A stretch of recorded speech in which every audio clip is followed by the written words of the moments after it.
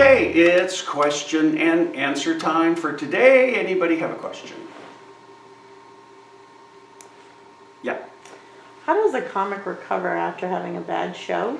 How does a comic recover after having a bad show? Wow, that's huge.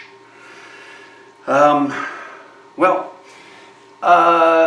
matters how bad the show is. It's part of it. First of all, I always say make sure it's a bad show, because sometimes you leave thinking it was a bad show, and if you listen to the recording you go, oh, that was a little better than I thought it was. So make sure it's a bad show. I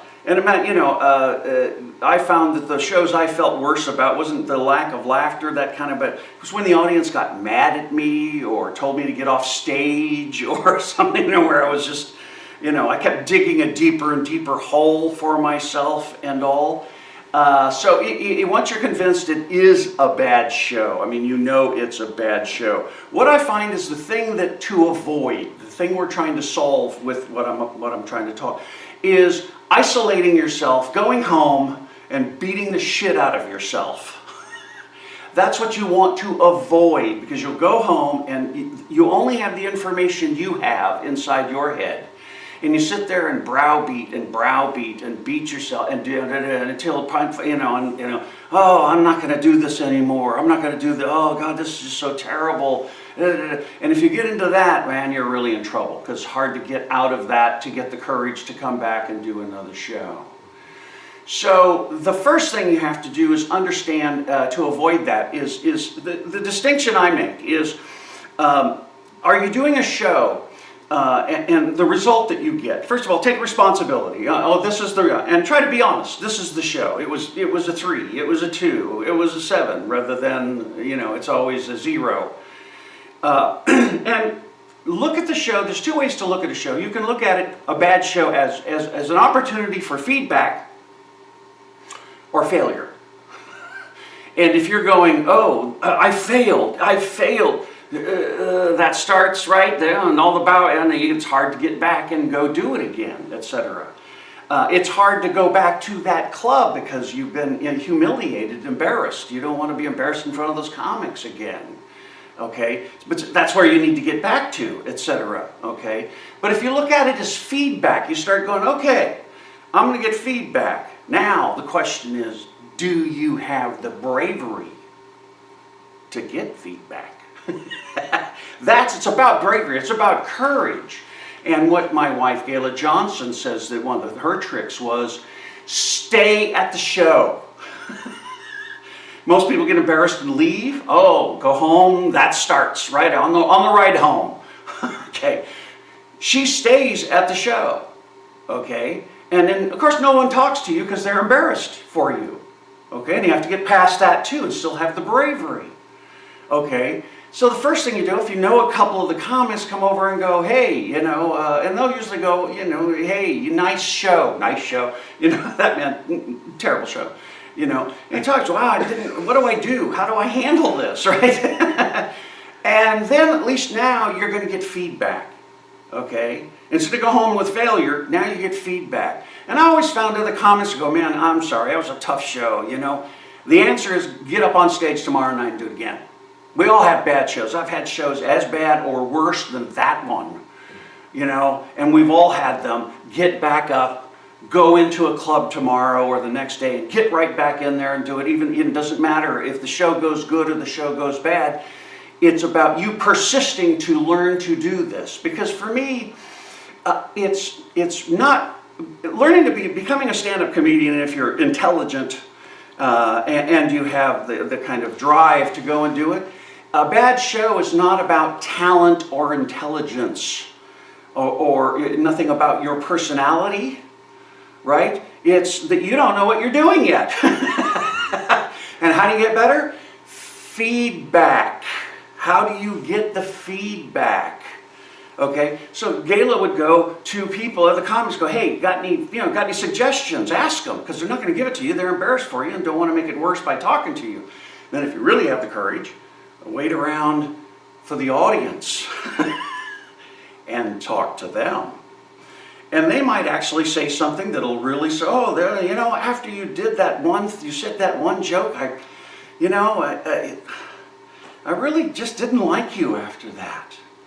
Oh, wow, all of a sudden, really? Oh, there's your feedback. Oh, that particular joke offended people.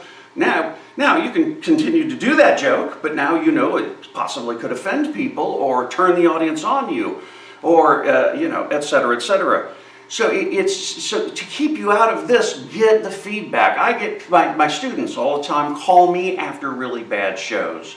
You know, even like a year later after they've studied with me, I'm thinking about giving it up. I had a bad show. They call me up, and I get on the phone with them for 15, 20 minutes and go, same thing. Oh, let's go over it. What'd you do wrong? What could you have done better? See, now the value of a class like my beginner class, which is all techniques, it's all the techniques that we know.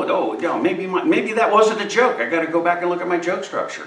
Okay, was my premise clear? Did I do my act outs? Did I have good microphone technique? Because I've seen shows go real bad because somebody's eating the microphone and nobody can understand what they're saying.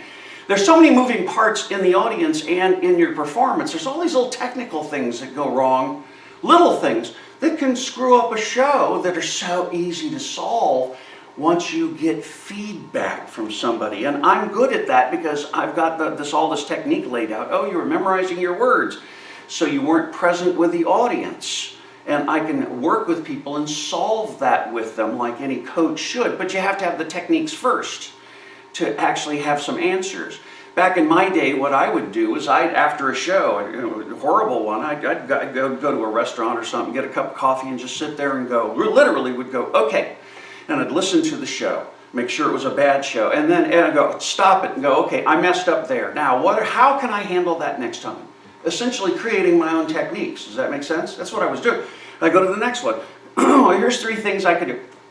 I didn't handle the heckler well. I need some more heckler lines. I got to write some more heckler lines or find some in some old joke books that are public domain.